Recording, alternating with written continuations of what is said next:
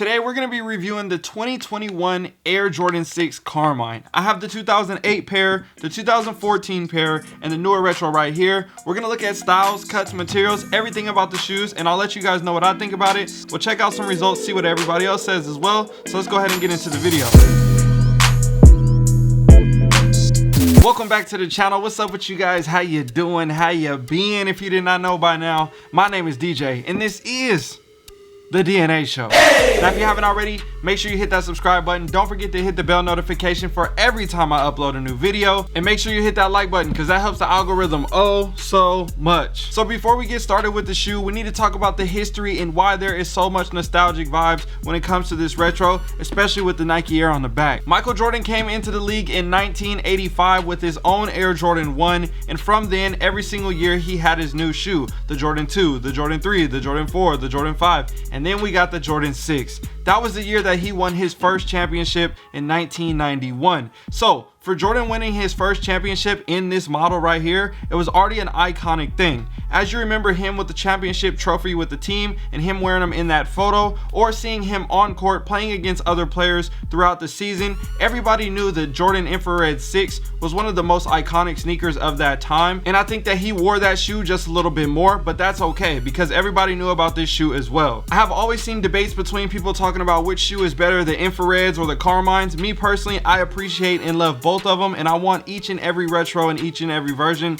of both of those shoes. And speaking of that, we do have a slight problem. I no longer have the original pair, which should have been right here. They got stolen from me when I was in college. I had an OG pair from way back in the day. I found them at a Dunk Exchange. The dude only wanted like 40 bucks for them. I got them for a great deal. I was super excited to have the shoe. And then when I transferred schools and my stuff was supposed to get shipped, my shoes never came in the mail. It is what it is. You got to chalk the L up to the game. But let's go ahead and get into this review. So the first thing that I'm going to do is break down this sneaker, give you guys a quick look. I don't need to spend too much time on it because it's pretty obvious. But as you can see right here from the outsole, you have your classic Air Jordan 6 outsole. You got your red Jumpman with your translucent pods here with the white hits around the middle of the foot as well. Working up to the midsole, same thing, white and black vibes with the translucent icy soles. You got a white Air unit, and onto the upper. I think this is something, actually, let's rewind just 1 second,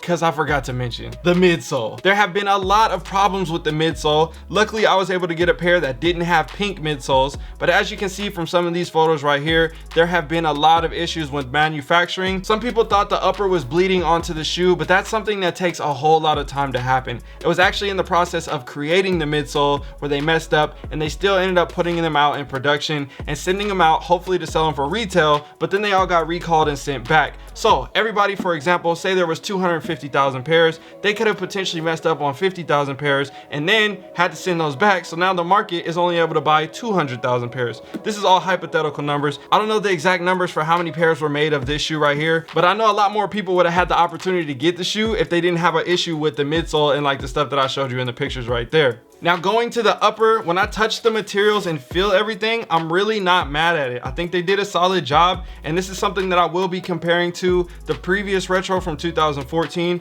just kind of showing you guys the difference between the two. I'm not sure if you're going to be able to tell from the images or from the video, but I'm telling you right now, I think the quality of this version is way better than the 2014 version, just on the in-hand feel of the leather and then how the materials feel on the nubuck and everything like that. Again, let me know what you think down below in the comment section if you have both pairs in your collection. We'll get into that in a second though. Now let's talk about the final part of this sneaker that I think everyone is raving about, and that is the Nike Air on the back of the shoe.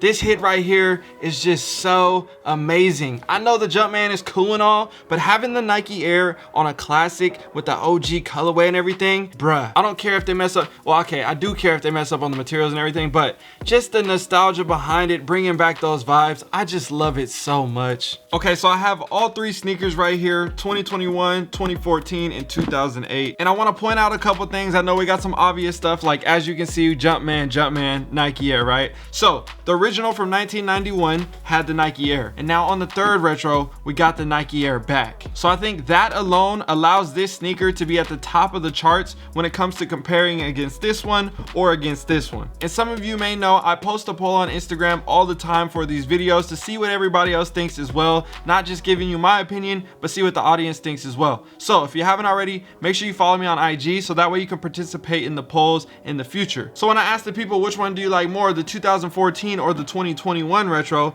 this is what they said. 68% of the people chose the 2021 and 32% of the people chose the 2014. That completely makes sense in my eyes because the Nike Air on the back and the materials on the 2021 retro is just so much better than the 2014. I think in this era of 2014, 2013, 2015, when they were releasing all those different sixes around that time, they just had a bad batch. I just think everything that they released around that time, it was cool, it was nostalgic, but it just wasn't what everybody wanted. And I almost think that hurt the Jordan 6 for the nostalgia vibes because not too many people fell in love with those models because of the materials and how the shoes were made, which we can have a whole nother conversation about the Air Jordan 6. As you guys know, this is my favorite model, but that's a whole nother topic. So back on track. When it comes to the 2021 versus the 2008, I can't say I was surprised, but I understand that 29% of the people that chose the 2008 because I also choose this one. If I could have the Nike Air on this shoe, this model, obviously time with aging and everything like that is a factor for people, but say this had the brand new icy sole, but with these materials and this cut of this shoe,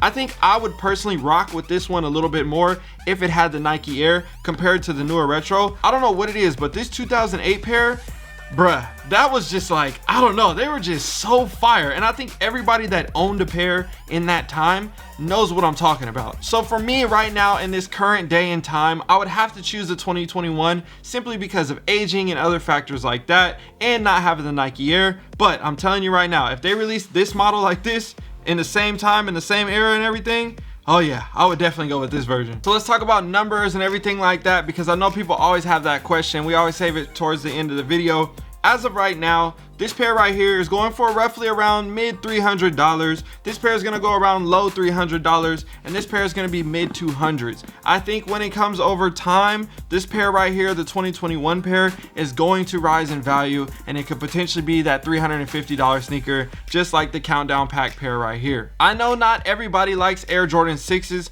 but I'm telling you right now, the history, the nostalgias, the Nike Air, everything behind this shoe right here, there is definitely a lot to this story and why this shoe is so great. And I know everybody might not be on the hype train and all those things, but when it comes to actual, I can't say actual collectors, but when it comes to sneakerheads that really appreciate, I don't even know what type of words to use these days because everybody's so critical about what you say.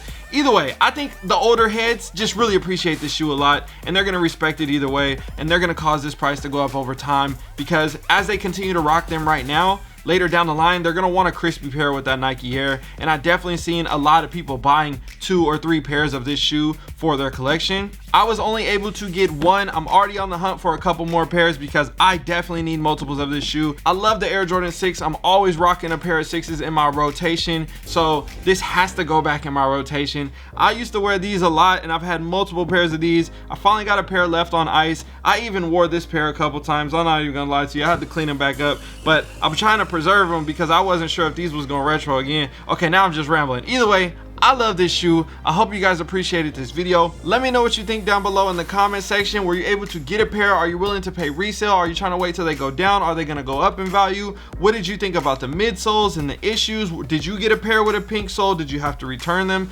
I got a bunch of questions. Hopefully you guys got the answers for me down below. I just want to hear you guys as part of it as well, you know, with the drop and everything about it like that. I know there's a lot of retros coming out this year, but me personally, I think this is a must-have for 2021 pickups, and it's just such an amazing shoe. We saw fire red 4s with the Nike Air, and we saw fire red 5s with the Nike Air, and to get the Carmine 6s with the Nike Air back in the rotation, yeah, I'm a happy camper. So that's gonna do it for me. I'll see you guys in another video. All right, y'all.